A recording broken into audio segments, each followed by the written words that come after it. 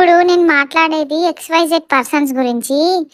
మేము బక్కగుంటే వీళ్ళమ్మ చక్కగా పాలియ్యదు, ఈ పిల్లగాన్ని పట్టించుకోదు, అందుకే ఇట్లా బక్కగా అయితండు అని అంటారు. ఒకవేళ మేము మంచిగా లడ్డుకు లడ్డు ఉంటే వీళ్ళమ్మ ఇష్టం ఉన్నట్టు తింటది, అన్ని ఏది పడితే అదే తింటది, జంక్ ఫుడ్లు తింటది, అందుకే పిల్లగాడు ఇష్టం ఉన్నట్టు లావుగా అయితండు అని అంటారు. పన్నా, లేచినా, కూసున్నా, తిన్నా, తినకున్నా, పిత్తినా, దగ్గినా, తుమ్మినా అన్నిటికీ కన్న తల్లే రీజన్ అని అంటారు కదా.